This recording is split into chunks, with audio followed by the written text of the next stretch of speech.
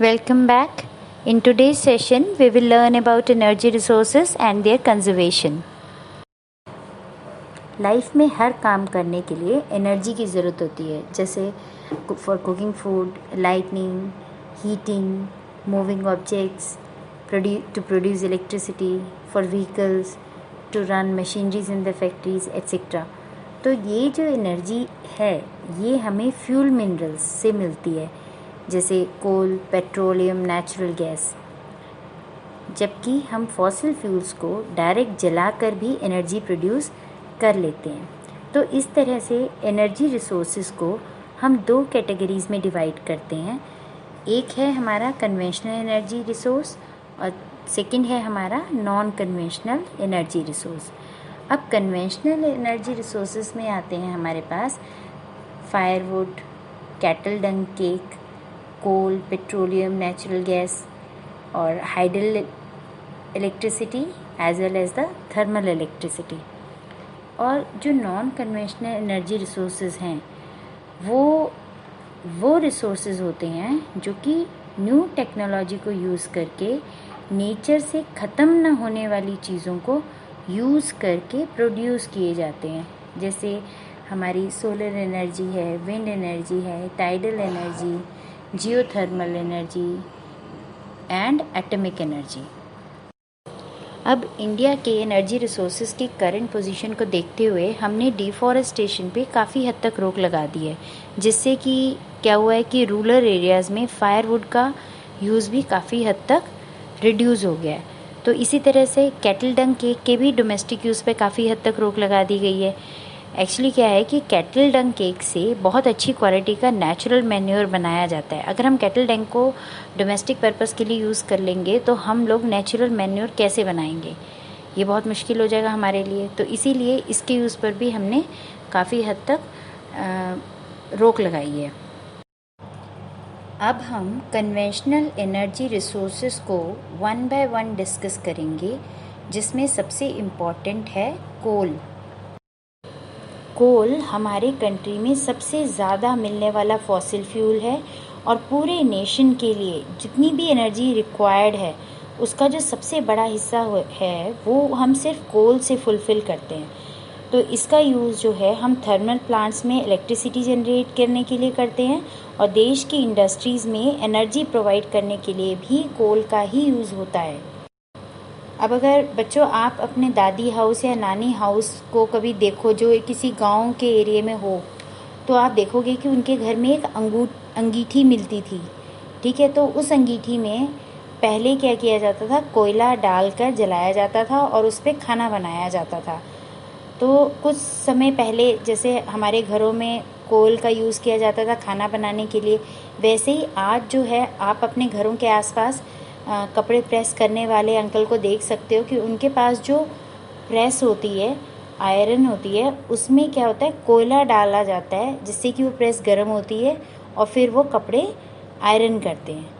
ठीक है, तो ये आज भी हम देखते हैं. अब इंडिया जो है अपनी कमर्शियल एनर्जी की ज़रूरत के लिए कोल पर सबसे ज़्यादा डिपेंड है. मतलब ये समझ लो कि बहुत ज़्यादा डिपेंडेंट है. तो ऐसा अगर एक एग्ज़ाम्पल लेते हैं कि अगर हम अपने एसी को 1 घंटा अच्छे से चलाते हैं अपनी सहूलियत के लिए, अपने घर को ठंडक पहुंचाने के लिए, तो इसका मतलब है कि हमने लगभग 2 ट्रक कोल यूज़ कर लिया है. और इससे निकलने वाली एनर्जी जो हमने यूज़ कर ली वो तो एक अलग बात है. अब इसके ड्रॉबैक्स क्या हैं कि ये जब कोल जलता है तब उससे जो गैसेस निकलती हैं, हार्मफुल गैसेस, उससे ग्लोबल वार्मिंग होती है और उससे निकलने वाले धुएं और राख से लोगों को डिफरेंट टाइप्स की डिजीज़ भी हो जाती हैं. तो अब आप ये समझ सकते हो कि कोल के अगर एडवांटेजेस हैं तो उसके डिसएडवांटेजेस भी बहुत हैं. अब साइंस में तो आप सबने कोल की फॉर्मेशन को पढ़ा हुआ है कि लाखों साल पहले जब जंगलों के जंगल धरती में दब गए थे तो प्रेशर और गर्मी से कोल का फॉर्मेशन हुआ था. तो इसलिए कोल की भी अलग अलग वैरायटी है. कोल की वैरायटी 3 फैक्टर्स पर डिपेंड करती है. First factor is the degree of depression, second is the depth, मतलब कितनी गहराई पर कोल दबा हुआ है, और the third factor is the time, मतलब कितने समय से वो कोल वहाँ दबा हुआ है। Now, depending upon these factors, coal has been classified into 4 different main types. The first one is the peat. Peat is the lowest grade coal and has the highest moisture content. It is usually found in the swampy areas. Now, next to peat is lignite. Lignite is a low grade soft coal और इसमें जो moisture content है वो compared to peat कम है, but as compared to bituminous moisture content ज़्यादा है। Maximum lignite जो है हमें मिलता है नाइवेली ऑफ तमिलनाडु में, और वहाँ पे नाइवेली कॉर्पोरेशन भी इस्टेब्लिश की गई है just to generate electricity. Next type of coal is bituminous. ये कोल जो है ये अर्थ में काफ़ी ज़्यादा गहराई में डीप बरेड रहता है और वहाँ पे टेम्परेचर भी काफ़ी हाई रहता है, जिसकी वजह से ये बनता है, और इसी वजह से इसमें मॉइस्चर कंटेंट लीस्ट रहता है। ये कमर्शियल यूज़ में सबसे ज़्यादा डिमांड में आने वाला कोल है। इसका कार्बन कंटेंट भी हाई रहता है as compared to lignite. It is used for metallurgical processes, मतलब ओर से मिनरल को अलग करने के यूज़ में ये आता है, and is also used for smelting iron in the blast furnace. That means blast furnace में लोहे को पिघलाने के काम में भी ये बिटुमिनस कोल ही आता है। इंडिया में एक्चुअली क्या है, धरती के नीचे से जब अर्थ क्रस्ट के नीचे से जब हम बिटुमिनस को निकालते हैं तो बिटुमिनस के छोटे छोटे खजाने नहीं हैं, बिटुमिनस के पहाड़ों के पहाड़, मतलब चट्टानों के चट्टान धरती के अंदर से निकलते हैं और इसकी काफ़ी अच्छी माइनिंग की जाती है। लास्ट टाइप और फाइनल टाइप ऑफ कोल जो है हमारे पास वो रहता है एंथ्रासाइट, जिसको हम हार्डेस्ट कोल बोलते हैं, हाईएस्ट क्वालिटी ऑफ कोल कहते हैं, और बेस्ट क्वालिटी ऑफ कोल भी एंथ्रासाइट ही है। और जो ये एंथ्रासाइट है ये हमारे पूरे कंट्री में सिर्फ जम्मू और कश्मीर के रीजन में ही मिलता है। इंडिया में कोल 2 जियोलॉजिकल एजेस के अकॉर्डिंग बने हुए रॉक्स की सीरीज़ में मिलता है। फर्स्ट सीरीज़ है गोंडवाना सीरीज़, जो कि मोर देन 200 मिलियन ईयर्स है। तो यहाँ मिलने वाला जो कोल है वो बिटुमिनस कोल है, और इसकी लोकेशन अगर हम देखते हैं तो बिटुमिनस कोल डिपॉजिट हमें मिलते हैं दामोदर वैली में, झरिया, रानीगंज, बोकारो, महानदी वैली, सोन वैली, गोदावरी वैली और वर्धा वैली में। Now the second series is of tertiary deposits which are about 50 million years old, and these deposits are found in the northeastern states of India like Assam, Meghalaya, Arunachal Pradesh and Nagaland. Now petroleum is the second major source of energy, और ये petrol ही है जिसने हमारे पूरे world के आपसी relations को change कर दिया है। दुबई, सऊदी अरब और यूनाइटेड अरब एमिरेट्स जैसे जो कंट्रीज़ हैं ये पहले बहुत पुअर कंट्रीज़ थे, इनकी कंट्री की कंडीशन बहुत वर्स्ट थी, और सिर्फ इस पेट्रोलियम के बेस पे ये कंट्रीज़ रिचेस्ट कंट्रीज़ की लिस्ट में आ गए। इंडिया का सबसे बड़ा इंपोर्ट भी पेट्रोल ही है। Now every year India imports approximately $61 billion of petroleum. अब लॉकडाउन के चलते तो आप सबको बहुत अच्छे से पता चल ही गया है कि कंट्री के लिए सबसे बड़ा सोर्स ऑफ इनकम लिकर और पेट्रोलियम ही है। आप सब ने साइंस में काफ़ी अच्छे से डिटेल में स्टडी किया होगा कि पेट्रोल को रिफ़ाइन करके हमें काफ़ी सारे जो प्रोडक्ट्स मिलते हैं वो कौन से हैं और कितने रेशियो में मिलते हैं। कुछ प्रोडक्ट्स जैसे डीजल है, केरोसिन है, जेट फ्यूल्स, एलपीजी एट्सेट्रा, ये सब जो हैं पेट्रोलियम को जब हम रिफ़ाइन करते हैं उस समय मिलते हैं। Now from petroleum we get fuel for heating and lighting. और जो ये एडवांस लाइफ आने से पहले हम इंडियंस के घरों में केरोसिन ऑयल के ही यूज़ से स्टोव जलता था और उस स्टोव पे हम खाना बनाते थे, और रात में लाइट के लिए हमारे घर में क्या होता था, लालटेन होती थी, और वो भी केरोसिन ऑयल से ही जलती थी। पेट्रोमैक्स आजकल भी देखने को मिलता है। जब आप सब्जी मंडी जाते हो तो वहाँ आप देखते हो ना पेट्रोमैक्स चल रहा है, तो ये पेट्रोमैक्स पहले भी यूज़ किया जाता था। तो इसमें अब क्या है, पेट्रोमैक्स में आपका ये जो है एलपीजी गैस यूज़ हो रही है, पहले पेट्रोमैक्स में केरोसिन यूज़ किया जाता था। अब पेट्रोल से जो लुब्रिकेंट एक्सट्रैक्ट किया जाता है उसका यूज़ व्हीकल्स में होता है, मशीनरीज़ में किया जाता है, जो कि फ्रिक्शन रिड्यूस करके एनर्जी सेव करता है। It also acts as a raw material for various manufacturing industries. Petroleum refineries जो हैं they acts as a nodal industry. Nodal का मतलब होता है सेंट्रल इंडस्ट्री। अब ये किस चीज़ के लिए सेंट्रल इंडस्ट्री का काम करता है पेट्रोलियम रिफाइनरी? जैसे कि हमारे सिंथेटिक टेक्सटाइल इंडस्ट्रीज़ हैं, फर्टिलाइज़र इंडस्ट्रीज़ हैं, केमिकल इंडस्ट्रीज़ हैं। इन इंडस्ट्रीज़ के लिए जो पेट्रोलियम रिफाइनरी है एक सेंट्रल इंडस्ट्री का काम करता है, क्योंकि इन सब इंडस्ट्रीज़ में पेट्रोलियम के बाय प्रोडक्ट्स का use as a raw material किया जाता है। And as you all know that petroleum is very much used for transportation also. So now let's see the petroleum deposits which are found in India. Actually जो petroleum होता है वो 50 million years old वाली जो अपनी टर्जरी rocks है ना, उनके एंटीक्लाइंस और फोल्ड के बीच में मिलता है, जहाँ फोल्डिंग एंटीक्लाइंस या डोम शेप वाली पहाड़ियाँ होती हैं, और ये वहाँ क्रेस्ट के अपफोल्ड्स में ट्रैप्ड होता है। तो ये ऑयल जिस लेयर में होता है वो ज़्यादातर या तो चूने की चट्टानें होती हैं, ठीक है, या ज़्यादातर सैंडस्टोन की पोरस रॉक्स होती हैं। अब ऑयल नीचे भी नहीं जाता और ऊपर की तरफ भी नहीं शिफ्ट होता, क्योंकि जहाँ ऑयल प्रेजेंट है होता है उसके ऊपर और नीचे नॉन पोरस रॉक्स प्रेजेंट होती हैं, वो इस ऑयल को रोक के रखती हैं।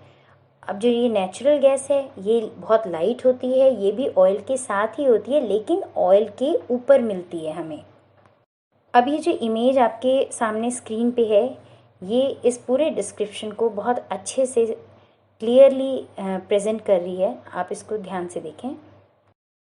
Now in terms of oil production in India, highest oil production comes from Bombay High, which is equal to 63% of the total oil production, followed by Gujarat, which is equal to 18% of the total oil production, and Assam, which is equal to the 16% of the total oil production. Now, as we know that Assam is the oldest oil producing state of India. So in Assam we have Digboi, Naharkatia and Moran Hugrijan as the main oil producing centers. In Gujarat we have Ankleshwar, which is the richest source of petroleum. Student, there is a difference between the first oil well discovered in India and the first offshore oil well discovered in India. So whenever there is a question that you have to write down the name of first oil well discovered in India, so the answer will be Digboi. And when the question comes like this, that you have to name the first offshore oil well which is discovered in India, that is, the answer is Aliabeth. Now next is the natural gas or CNG. It is a clean energy resource found with or without petroleum. ये clean इसलिए है क्योंकि इससे pollution नहीं होता है, and after combustion it releases only carbon dioxide and water vapors. और it is also used as an energy source as well as the raw material in the petrochemical industries. Because of very less carbon dioxide emission, it is considered as environmental friendly fuel. So few years back अगर आप पीछे दिल्ली की history देखते हैं तो दिल्ली में pollution इतना ज़्यादा बढ़ गया था कि वहाँ सांस लेने तक के लिए भी जो है लोग मास्क यूज़ करना शुरू कर रहे थे, और 2-3 किलोमीटर बस ट्रेवल किया और लोगों के कपड़े मैले से लगने लग जाते थे, इतना ज़्यादा पॉल्यूशन था। तो जो शीला दीक्षित थी उन्होंने एक इनिशिएटिव लिया कि उन्होंने कमर्शियल व्हीकल्स में सीएनजी लगवाए। अब वो एक ही फेस में नहीं सीएनजी के सभी कमर्शियल व्हीकल्स में लग गया, उसके कई फेस हुए और कई फेसेस में ये काम जो है पूरा हुआ, और विद इन 5 ईयर्स दिल्ली का जो पॉल्यूशन लेवल था वो कंट्रोल में काफ़ी हद तक आया, और वहाँ सांस लेने लायक, मतलब वो एनवायरनमेंट, दिल्ली का एनवायरनमेंट जो है सांस लेने लायक बन गया। तो क्या है कि अब ये देख लो कि सीएनजी जो है उस समय से लेकर अब इतना पॉपुलर हो चुका है कि हम जैसे जो आम लोग हैं वो अपनी कारों में इसको यूज़ करने लगे हैं। इसके भी कई रीज़न हैं, क्योंकि देखो इससे पॉल्यूशन नहीं होता है और ये पेट्रोल से सस्ता है और माइलेज भी ये उतना ही देता है। The major sources of natural gas are Krishna Godavari basin, Mumbai high, gulf of Cambay and Andaman and Nicobar. In India, we have one of the famous gas pipeline, that is HPG pipeline, that is Hazira Bijapur Jagdishpur pipeline. It moves from Gujarat then to Madhya Pradesh and finally links UP, that is Uttar Pradesh. It also connects like Bombay High and the Baseen area. And this pipeline provides gas daily to the three powerhouses, Kawas of Gujarat, Anta of Rajasthan and Orya of Uttar Pradesh, and to 6 fertilizer plants at Bijapur, Savai Madhopur, Jagdishpur, Shajapur, Anola and Babrala.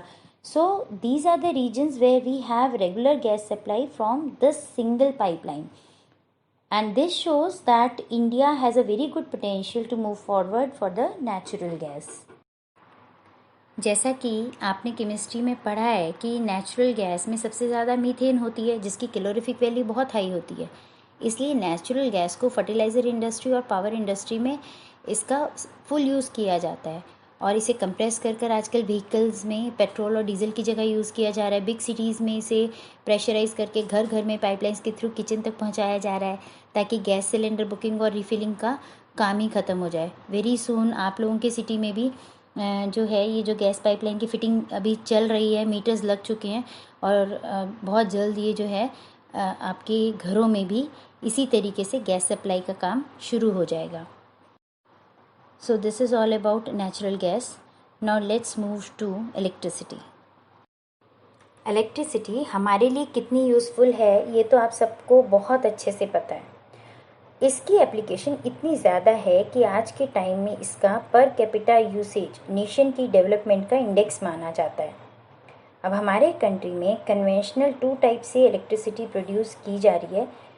पहली है हमारी hydro electricity, जिसमें water जो कि renewable resource है उसका use किया जाता है। वाटर की पोटेंशियल एनर्जी को काइनेटिक एनर्जी में चेंज करके टरबाइंस चलाए जाते हैं और इलेक्ट्रिसिटी जनरेट कर ली जाती है। क्योंकि इसमें वाटर का यूज़ होता है तो ये हाइडल प्रोजेक्ट्स जो हैं रिवर पर डैम्स बनाकर लगाए जाते हैं और ये प्रोजेक्ट्स मल्टीपर्पज़ होते हैं और इनके काफ़ी एडवांटेजेस हैं, लेकिन डिसएडवांटेजेस भी हैं।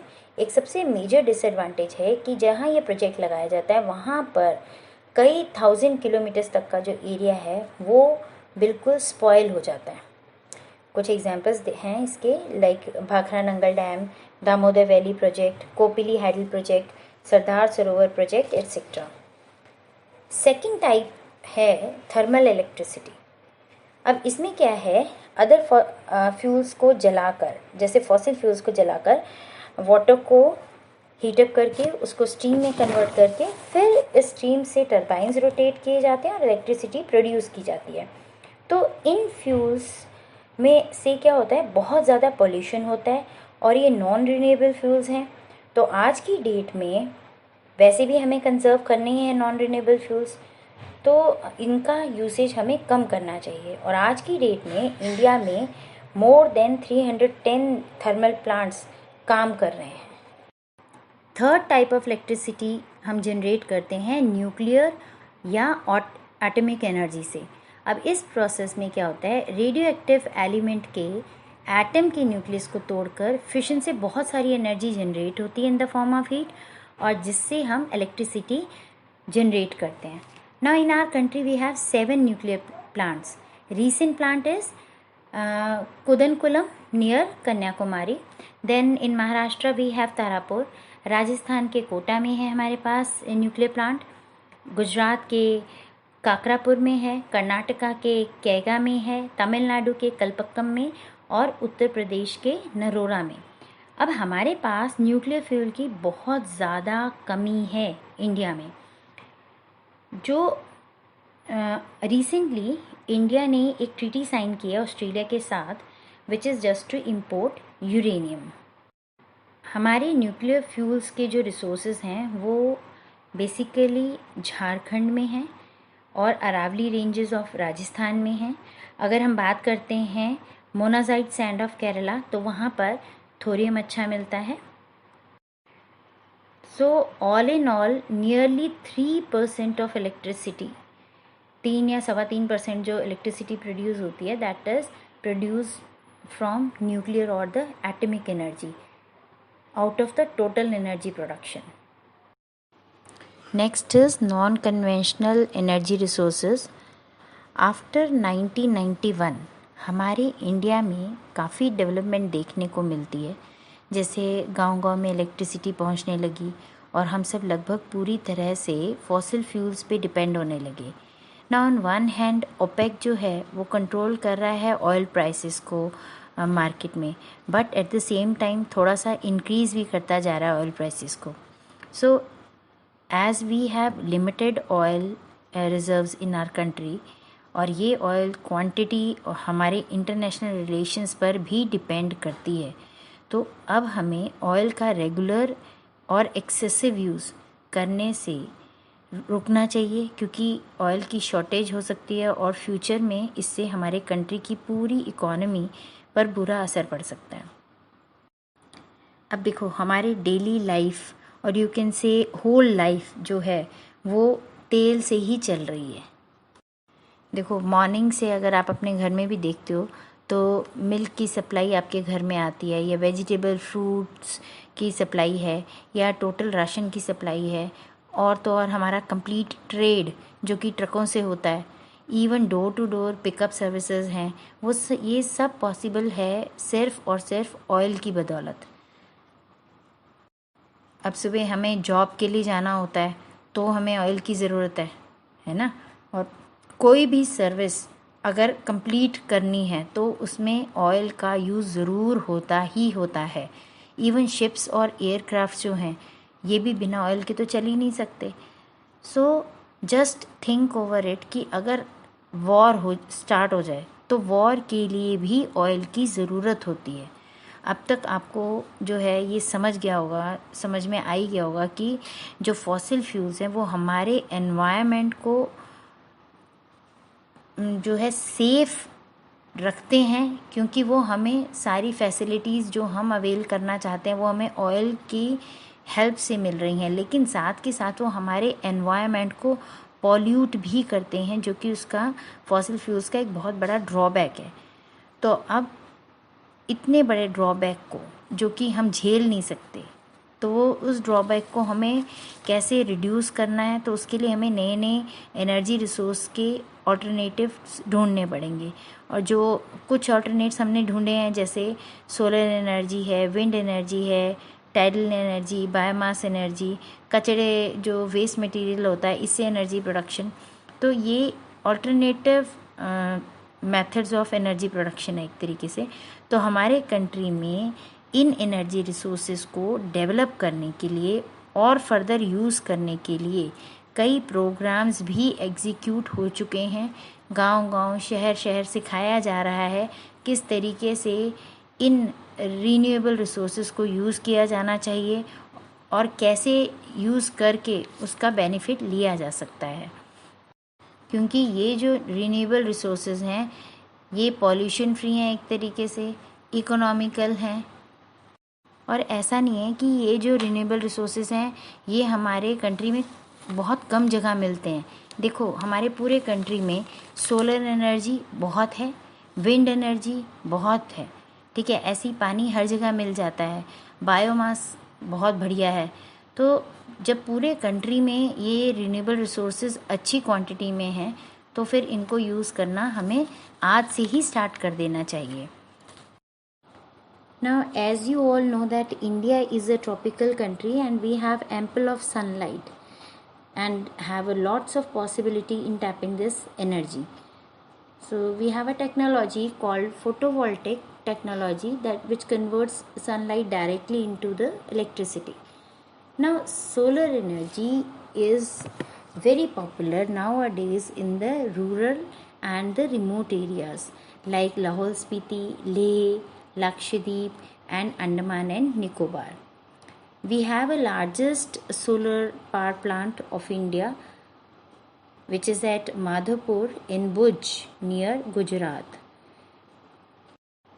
अभी कुछ समय पहले क्या था कि पंजाब में ये देखा गया है कि संगरूर डिस्ट्रिक्ट जो है पंजाब का, वहाँ पे क्या किया है किसानों ने अपने खेतों पे बड़े बड़े सोलर प्लांट्स लगा दिए हैं, जिससे कि वो इलेक्ट्रिसिटी जनरेट करते हैं और गवर्नमेंट को वो इस इलेक्ट्रिसिटी को बेचते हैं।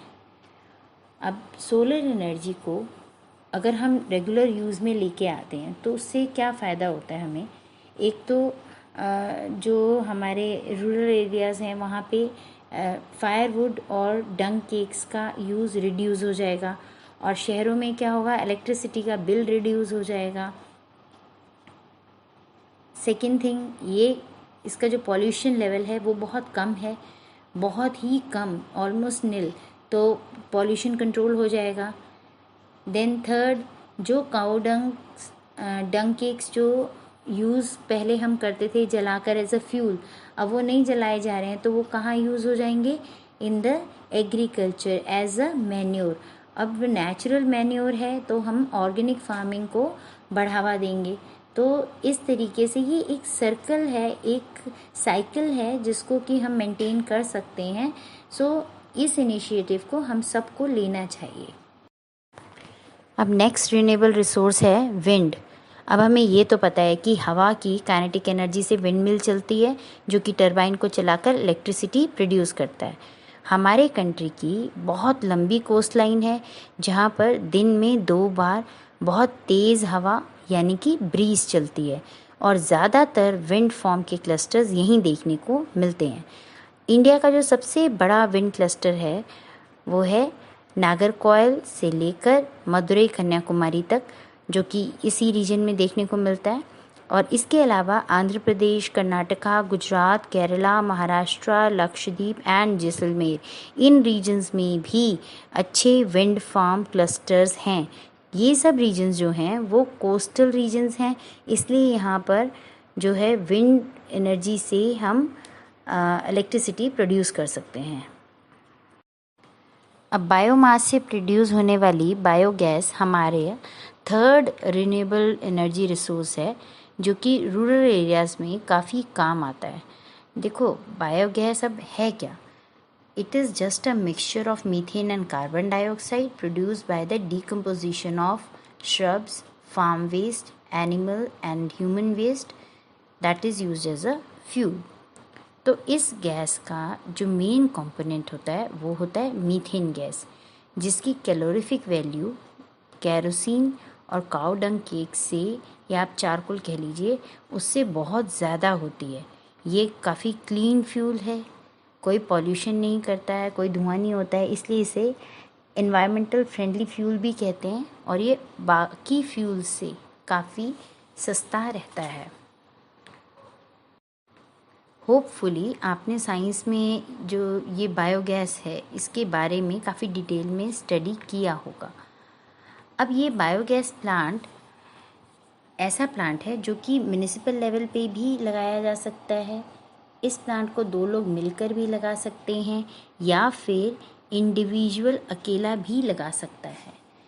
इससे फार्मर्स को ना एक्चुअली डबल बेनिफिट मिलता है। फर्स्ट बेनिफिट क्या है कि एक तो फार्मर्स को उनके घर में काम आने वाला क्लीन एनर्जी रिसोर्स मिल रहा है, और सेकेंडली उन्हें काफ़ी हाई क्वालिटी की खाद यानी कि मैन्योर भी मिलती है। जिन बायोगैस प्लांट्स में काऊ डंग केक्स का यूज़ होता है या कैटल डंग्स का यूज़ होता है, उसे हम गोबर गैस प्लांट कहते हैं। अब नेक्स्ट हम समुद्र में आने वाली टाइड से बनने वाली टाइडल एनर्जी की बात करेंगे। एक्चुअली पूरे दिन में मून के ग्रेविटेशनल पुल से 2 बार ओशियन वाटर में हाई टाइड्स आते हैं और 2 बार लो टाइड्स होते हैं। तो इसका जो है नेविगेशन में भी बहुत यूज़ है।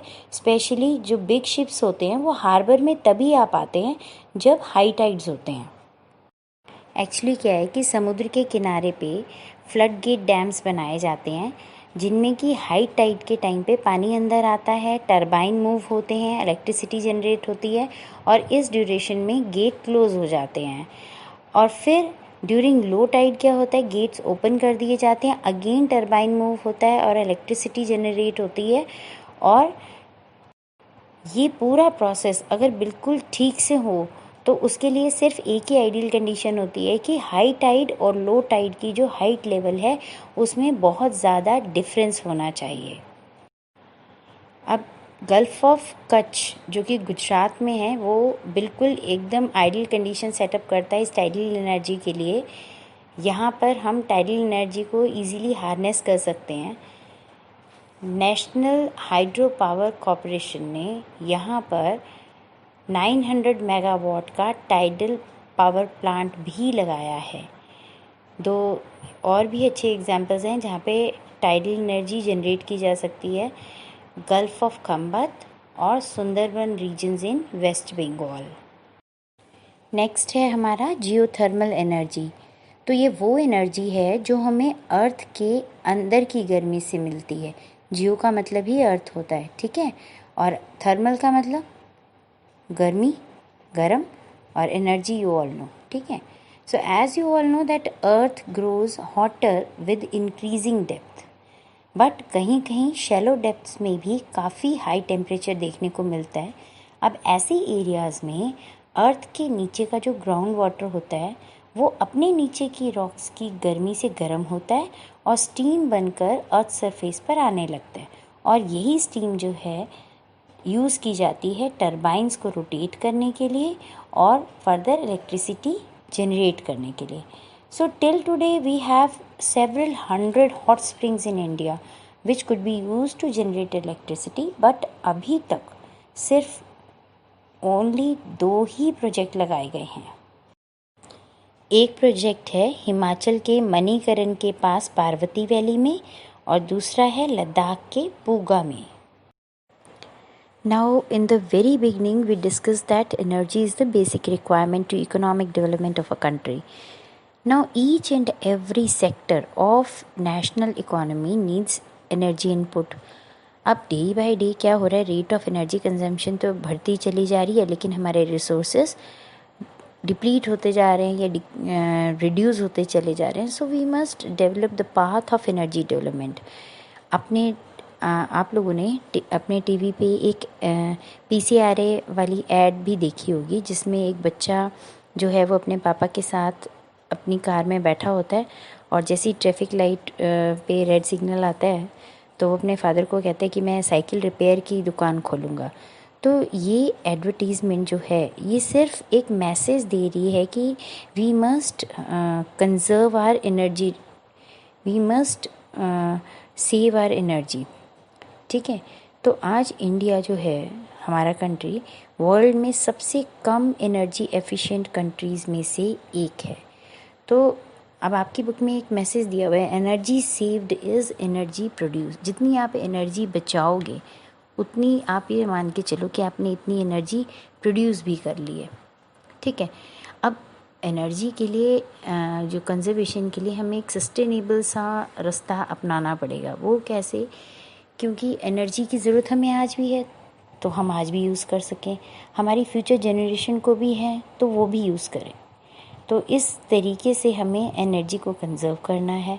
अब वो चाहे आप अपना व्हीकल डेली ना यूज़ करके पब्लिक ट्रांसपोर्टेशन का यूज़ करें, चाहे आप जो किचन में है मैक्सिमम फूड जो है वो कुकर, प्रेशर कुकर यूज़ करके बना लें, ठीक है, या आप अपने व्हीकल्स का रेगुलर मेंटेनेंस करें, पॉल्यूशन चेक करवाएं, उनमें ऑयलिंग करवाएं, जो भी है उसकी जो है टाइमली सर्विस करवा के रखें। देन जब आपको कोई किसी रूम में यूज़ नहीं है इलेक्ट्रिसिटी का तो वहाँ के सारे switch, light off, fan off, सब स्विचेस को आप ऑफ़ करके रखें। पावर सेविंग डिवाइसेस का यूज़ करें और ज़्यादा से ज़्यादा जो है रिन्यूएबल सोर्सेस ऑफ एनर्जी को यूज़ करें instead of non renewable resources of energy. So these are the few methods to conserve energy. कुछ आपके पास आइडियाज़ हों तो वो भी आप यूज़ कर सकते हो just to conserve the energy resources. Now if we look to our lives, then we will find that our recent trend is to look forward for the sustainable future. Now, sustainable future means using our energy resources in such a manner that they could be utilized by the future generations also. So, when we are targeting our future generation, our goal now shifts from non-renewable resources to the use of renewable resources of energy. Now, here in this slide, I have mentioned some of the leaders who are doing excellent for the renewable resources of energy. The first one is the Sweden. Sweden aims to be the first nation to be declared 100% fossil fuel free nation. Then Costa Rica. Costa Rica is aiming to be the carbon neutral by 2021.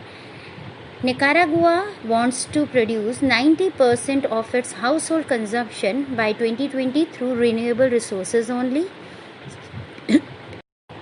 Scotland predominantly focusing on wind energy and is trying to meet its 97% of household needs by the use of wind energy only. And the Germany is a leading of solar energy and is aiming to meet 78% of its household needs through the solar energy only. So these are some of the revolutionary nations who are progressing and trying to become a 100% renewable resource nations. So here we have completed our chapter 5.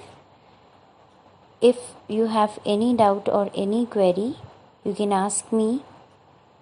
You can mention your doubts and queries in the comment section also. So keep learning, keep revising till next class.